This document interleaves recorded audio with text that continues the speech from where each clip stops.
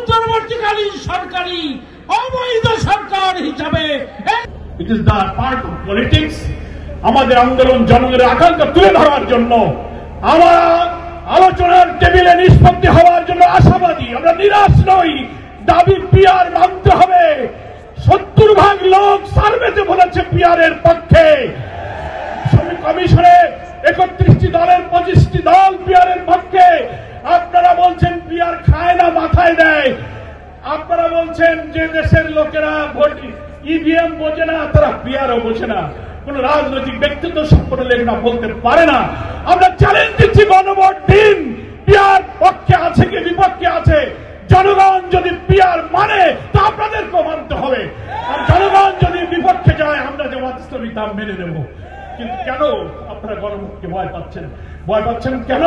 পিআরের মধ্য দিয়ে যদি সকলে অংশীদারিত্বের ভিত্তিতে বেশি শক্তি, কালো টাকা মুক্ত কোয়ালিটি পার্লামেন্ট হয়ে একটি সুন্দর সরকার গঠন হয়, তাহলে যারা কর্তৃত্ববাদী সরকার ব্রুট মেজরিটি নিয়ে আরেকটি ফ্যাসিবাদী হয়ে উঠতে পারবে না, তারাই পিআরকে ঠেকাতে চায়। আসুন 5 দফা দাবির ভিত্তিতে গড়ে ওঠা এই আন্দোলনকে দাবি আদায় না হওয়া পর্যন্ত অব্যাহত রাখার অঙ্গীকার করে আজকে রাজধানী ঢাকার এই সমাবেশ থেকে বিদায় নিয়ে এখনই বিক্ষোভ মিছিলে যোগদান করব।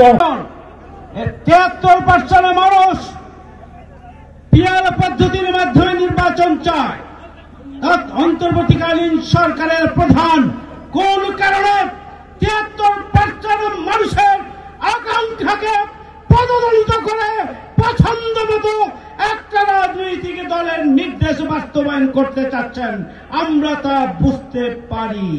আইনগত ভিত্তি দিয়েই আগামী দিনে জাতীয় নির্বাচন দিতে হবে। যে জুলাইয়ের গণঅভ্যুত্থানের মাধ্যমে অন্তর্বর্তীকালীন সরকার ক্ষমতা এসেছে, অন্তর্বর্তীকালীন সরকার তার ক্ষমতার 1 বছর পূর্তি করেছেন। সেই অন্তর্বর্তীকালীন সরকার জুলাই সনদ, জুলাই ঘোষণাপত্রের আইনগত ভিত্তি যদি না দেন, তাহলে অন্তর্বর্তীকালীন সরকারি অবৈধ সরকার হিসাবে জনগণের কাছে বিবেচিত হবে।